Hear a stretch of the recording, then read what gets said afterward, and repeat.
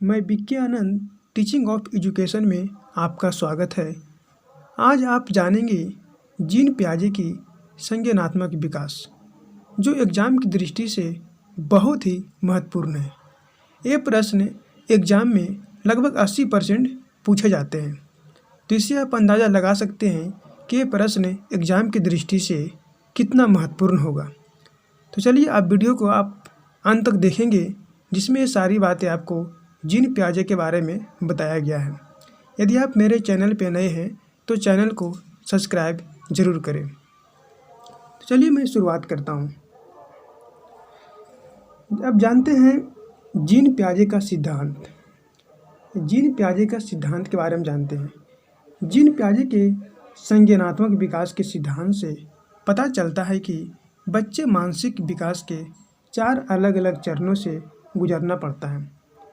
बच्चे का जो विकास होता है वो 4 अलग अलग चरणों से होकर गुजरना पड़ता है।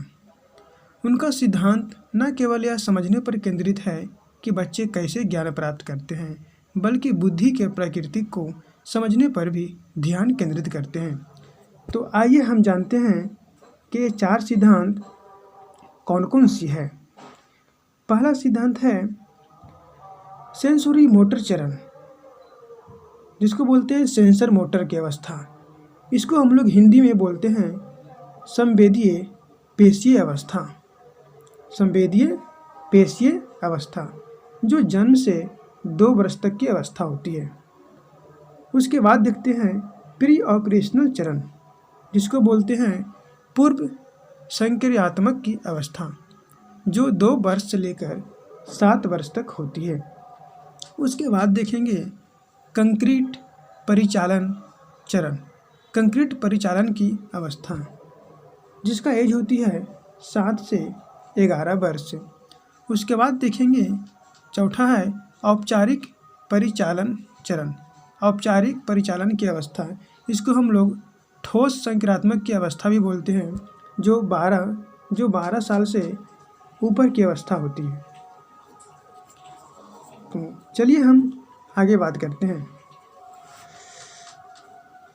पियागेट का मानना था कि बच्चे होते हैं, बच्चे के सीखने की जो प्रक्रिया है से सक्रिय भूमिका निभाते हैं, छोटे वैज्ञानिकों की तरह काम करते हैं। जो बच्चे होते हैं वो कैसा काम करते हैं? छोटे वैज्ञानिकों की तरह काम करते हैं, क्योंकि वे प्रयोग करते हैं। क्या करते हैं? प्रयोग करते हैं, अवलोकन करते हैं और दुनिया के बारे में सीखते हैं।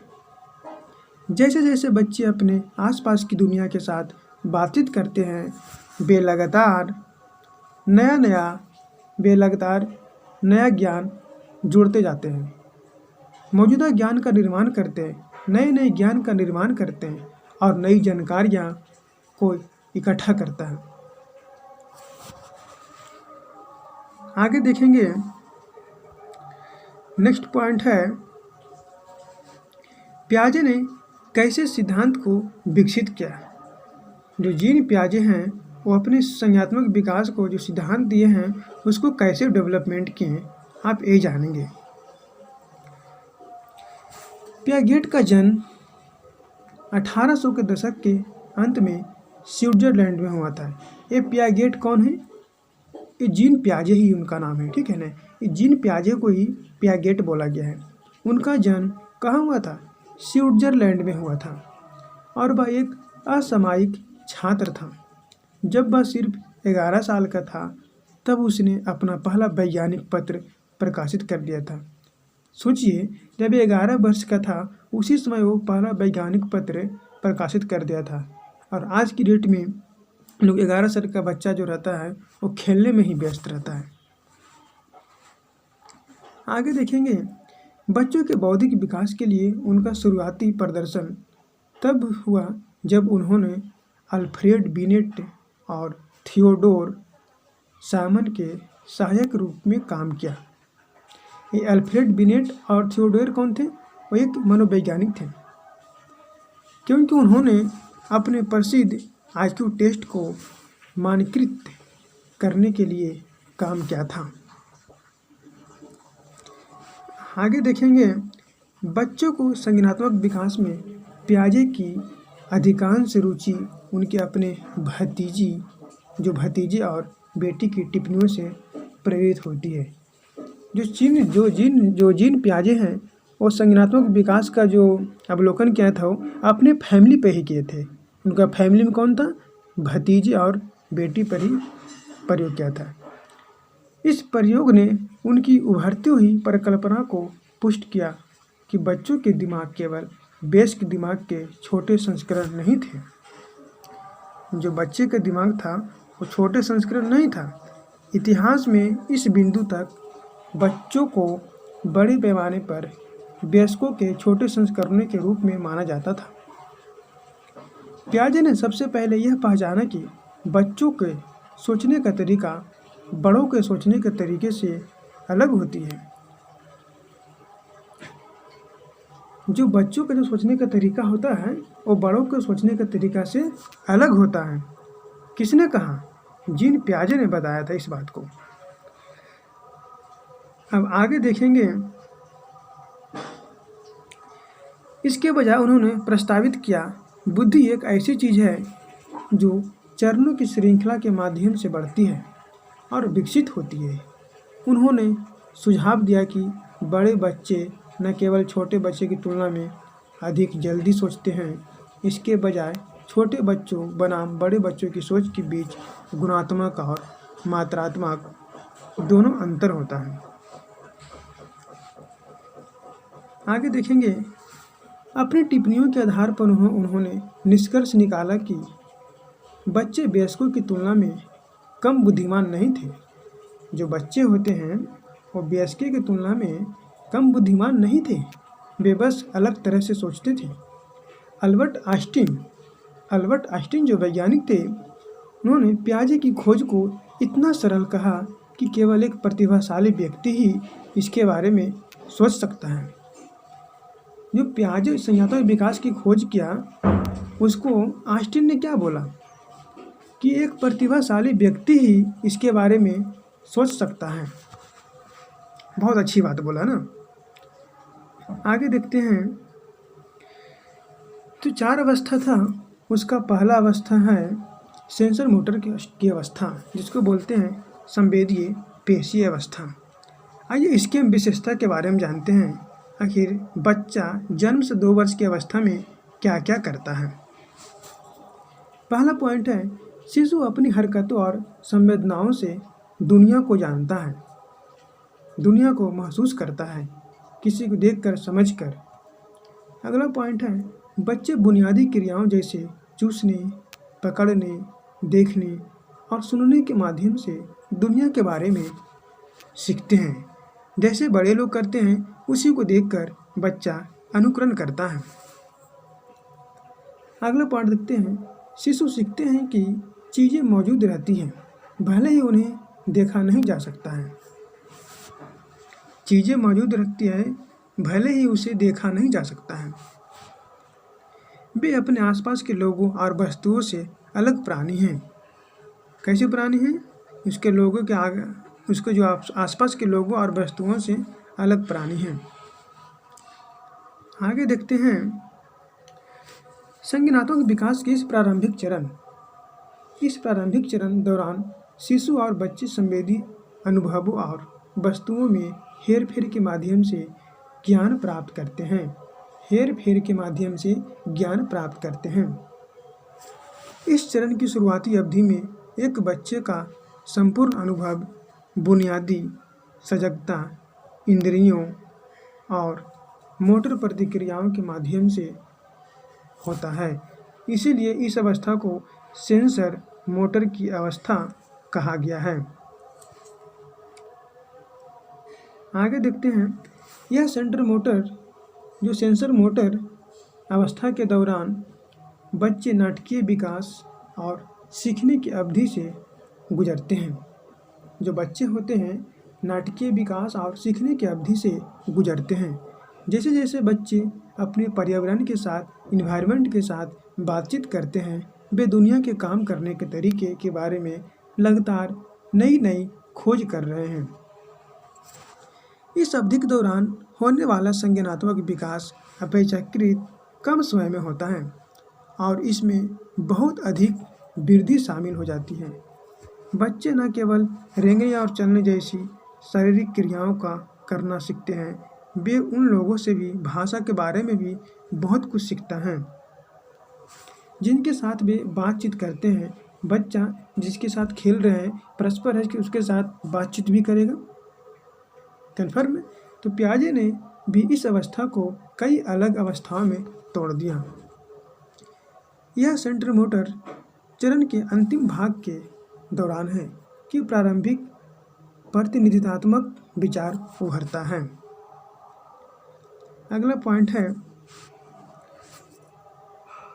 दूसरी अवस्था, जिसको बोलते हैं प्री ऑपरेशनल स्टेज, जिसको हम लोग हिंदी में बोलते हैं पूर्व संक्रियात्मक की अवस्था। आइए इसकी विशेषता के बारे में हम जानते हैं कि बालक 2 से 7 वर्ष के बीच में क्या क्या करता है।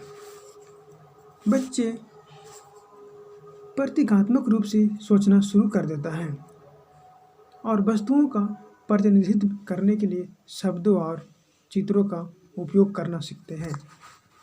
आप पहली अवस्था में जाने होंगे कि जो बच्चा होती है देख के सिर्फ अनुकरण करता है, ना बोलता है, क्योंकि उसके बाद शब्द का ज्ञान ही नहीं होता है। बच्चा होता है, उसको पता ही नहीं होता कुछ, सिर्फ देखता है। लेकिन इसमें क्या करता है बच्चा, शब्दों और चित्रों का उपयोग करना शुरू कर देता है। इस स्तर पर बच्चे अहंकारी होते हैं और चीज़ों को दूसरे के नज़रिए से देखने के लिए संघर्ष करते हैं। आगे हैं, जबकि वे भाषा और सोच के साथ बेहतर हो रहे हैं, फिर भी वो चीज़ों के बारे में बहुत ही ठोस शब्दों में सोचते हैं। कोई भी शब्द के बारे में बहुत ही ठोस तरीके से सोचते हैं। अगला पॉइंट है, विकास के इस चरण के दौरान बच्चे नाटक खेलने में बहुत अधिक कुशल हो जाते हैं।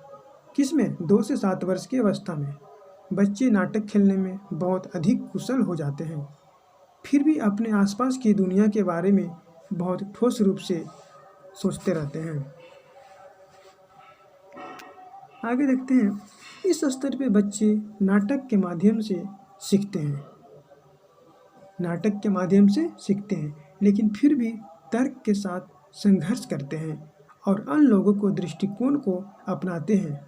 वे अक्सर निरंतरता के विचार को समझने में भी संघर्ष करते हैं। अगला पॉइंट है तीसरा अवस्था, इसको बोलते हैं कंक्रीट परिचालन चरण। आइए इस अवस्था में हम जानते हैं बालक में क्या क्या होता है, बालक क्या क्या करता है। पहला पॉइंट है, इस अवस्था के दौरान बच्चे ठोस घटनाओं के बारे में तार्किक रूप से सोचना शुरू कर देता है। कोई भी घटना होता है उसके बारे में ठोस रूप से निष्कर्ष निकालना शुरू कर देता है। इस अवस्था में वे संरक्षण की अवधारणा को समझने लगते हैं। उदाहरण के लिए, एक छोटे चौड़े कप में तरल की मात्रा एक लंबे पतले गिलास के बराबर होती है। जिस प्रकार एक छोटे चौड़े कप में तरल की मात्रा एक लंबे पतले गिलास के बराबर होते हैं। उनकी सोच अधिक तार्किक और संगठित हो जाती है, लेकिन फिर भी बहुत ठोस होती है। बच्चे आगमनात्मक तर्क का उपयोग करना शुरू कर देता है। यह विशिष्ट जानकारी से लेकर समान सिद्धांत तक तर्क करते हैं।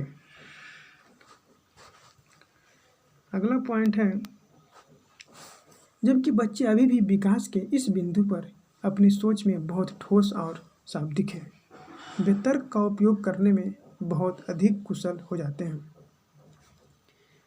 पिछले चरण की एगोसेंट्रिज्म बच्चों को कैसे अन्य लोगों को एक ऐसी स्थिति देखने सकता है के बारे में सोच में बेहतर बनने के रूप में गायब हो जाते हैं, वो शुरू होता है।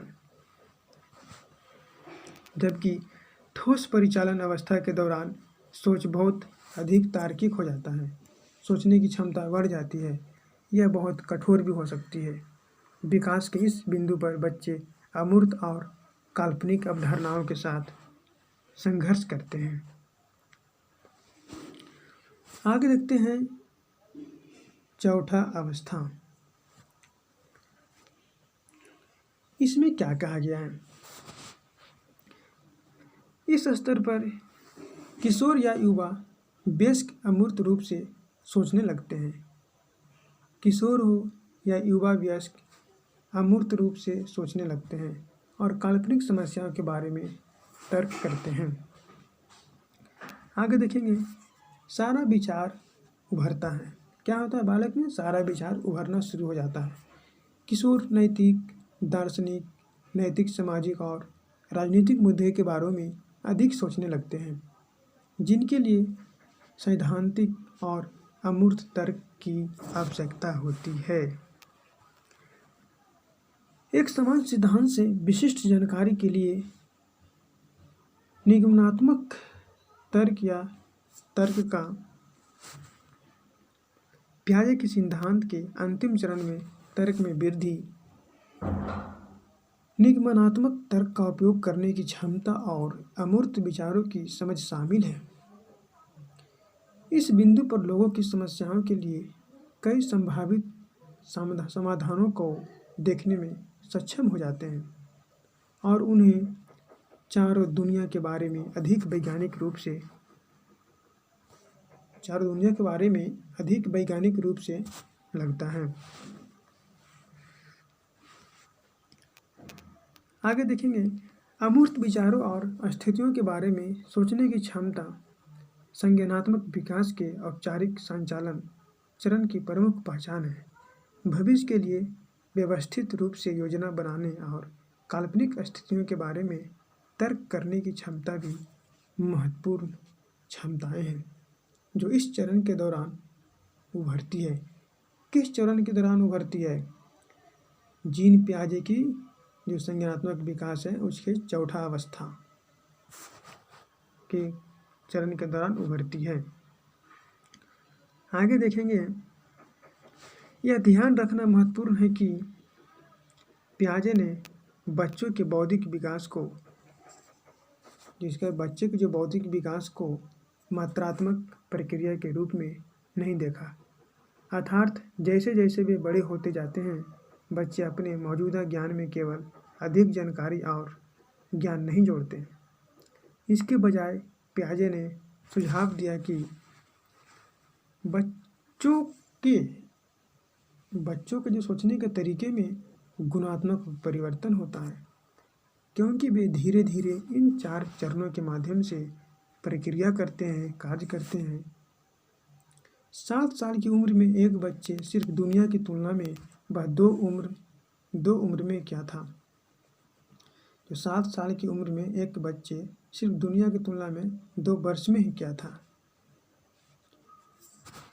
बारे में अधिक जानकारी नहीं है। में एक मौलिक परिवर्तन होता है। उसमें एक मौलिक परिवर्तन होता है कि कैसे वह दुनिया के बारे में सोचता है। 7 साल की उम्र में एक बच्चे सिर्फ दुनिया की तुलना में वह 2 वर्ष में ही क्या था उसके बारे में बोला है कि वे कैसे वह दुनिया के बारे में सोचता है। तो मैं उम्मीद करता हूँ कि आपको ये टॉपिक समझ में आज किया होगा। यदि आप इसका PDF चाहते हैं तो नीचे टेलीग्राम चैनल का लिंक दिया गया है, आप उस पर ज्वाइन करके PDF को प्राप्त कर सकते हैं। जय हिंद, जय भारत।